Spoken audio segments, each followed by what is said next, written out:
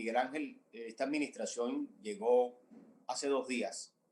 Ni siquiera se han podido designar los cargos que tienen incidencia en la toma de decisiones hacia Latinoamérica. Hasta ahora hay una sola persona, pero falta una cantidad de personas que tienen que ser designadas, que tienen que ser ratificadas. Ni siquiera el secretario de Estado está ratificado, de manera que lamentablemente va a tomar un tiempo para que lleguen las personas adecuadas, para que tengan los insumos adecuados y también se le pueda dar el reporte de inteligencia, de seguridad necesario para tomar decisiones.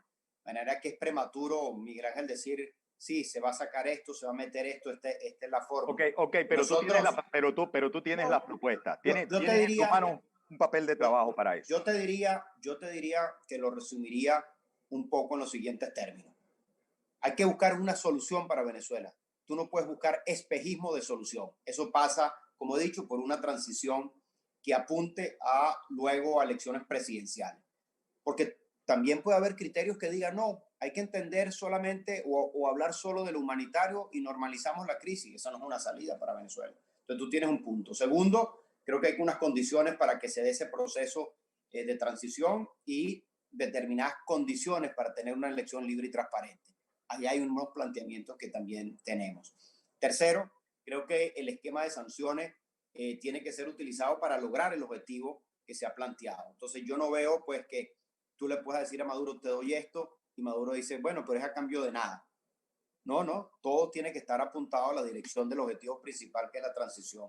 Tercero, siento que es el momento, en esta visión multilateralista, de crear un grupo de coordinación de presión internacional que nos lleve al objetivo que hemos planteado. Creo que ese grupo de coordinación que ha faltado tiene que estar integrado por, uno, Estados Unidos, Canadá, Reino Unido, Colombia, Brasil, Alemania, Francia, Holanda y un representante, en este caso el secretario general de la OEA. Este grupo, a mi modo de ver, como estás viendo, son las grandes democracias del mundo, las grandes economías, las grandes potencias, que son las únicas que pueden ejecutar acciones que tengan mayor efectividad por lo global, por lo multilateral, y que también, Miguel Ángel, y esto es un tema que creo que no lo hicimos con la profundidad requerida, pueda lidiar claramente con China y Rusia, que son, a mi modo de ver, el soporte internacional de la dictadura, y por eso Maduro en parte se sostiene. Creo que solo un grupo de coordinación efectiva multilateral va a ser necesario para avanzar hacia una transición en Venezuela. Justamente te quería preguntar a propósito de China y Rusia, aliados o por lo menos prospectos de aliados para el sostén, para la oxigenación del régimen de Nicolás Maduro, pues pasan por el hecho de que la comunidad internacional sea mucho más, digamos, eficiente en los avances de la promoción de la democracia en Venezuela. Y yo te quería preguntar qué pasó con España, ¿no? Porque España, supimos en estos días pues que hubo un triunfo para la causa democrática en Venezuela a instancias del Parlamento Europeo, a instancias de la Comisión Europea o la Unión Europea. Josep Borrell, que es por decir, el canciller, el portavoz de la Unión Europea, parece estar zigzagueando respecto del apoyo claro y definitivo al gobierno interino de Juan Guaidó y es decir, el reconocimiento y a la Asamblea Nacional electa en el año 2015. Y España es puerta de entrada, siempre se ha dicho, a lo que finalmente haga la Europa respecto de Latinoamérica, ¿no? Y si en este momento Europa y el otro bloque donde podrían estar todos estos países que enumeras como tu prospecto, tu proyecto para que haya un grupo de coordinación internacional, estuvieran mejor alineados, ¿no? Sería realmente, a mi juicio, digamos, más efectivo un trabajo respecto de China y respecto de Rusia.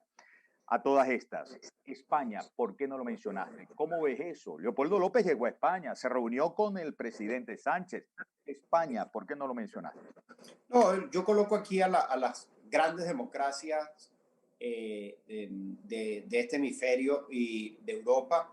Veo que esto tiene que ser liderado por este hemisferio, no por Europa.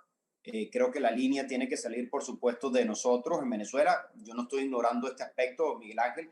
Yo creo que tenemos que tener claro que nosotros, la fuerza interna, la presión interna, con todos los riesgos que conozco y sé de lo que está ocurriendo, de preservar el gobierno interino, la Asamblea Nacional, ampliar las fuerzas unitarias, es necesario y fundamental. No estoy diciendo que solo lo de afuera va a funcionar, es el complemento a lo de afuera, pero creo que estos países son los que tienen la fuerza para llevar a cabo una acción multilateral que tenga efectividad y que pueda en un momento determinado también tener una conversación directa con China y Rusia por las implicaciones que tiene. Entonces, por eso digo que ese grupo debe estar manejado de esa manera. Y debo destacar, Miguel Ángel, que nosotros hemos sido reconocidos por los Estados Unidos, el gobierno interino y la Asamblea del 2015, por Canadá, por el Grupo de Lima.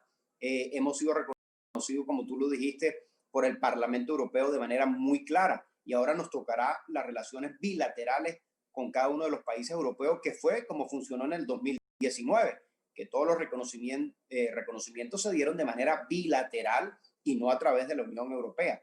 Entonces, creo que estamos pues en una posición muy clara y sobre todo que en la audiencia que te hacía comentario de el secretario Blinken, él decía que lo único que quedaba en Venezuela sobre su legitimidad o instituciones legítimas es el presidente interino Juan Guaidó y la Asamblea, de manera que también hay una posición también que ha asomado ya el nuevo secretario Blinken de los Estados Unidos que encabeza Biden. Así que hay una política muy importante que nosotros tenemos que preservarla. Es un activo que toca la legitimidad y que pone en una posición mucho más difícil a Maduro. Y que agrego, Miguel Ángel, que esa jugada de Maduro de querer hacer su fraude a Asamblea Nacional el 6 de diciembre tampoco le funcionó, porque todos los países han desconocido ese fraude y han desconocido la Asamblea del 6 de diciembre, de manera que no le va a servir a nada, para nada Maduro, y no es una solución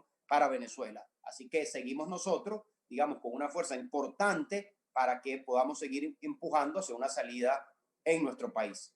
Bien, Carlos, mira, antes de irme a la primera pausa de nuestra entrevista, quisiera hacerte un cuestionario muy breve. Por favor, solamente respóndeme sí o no.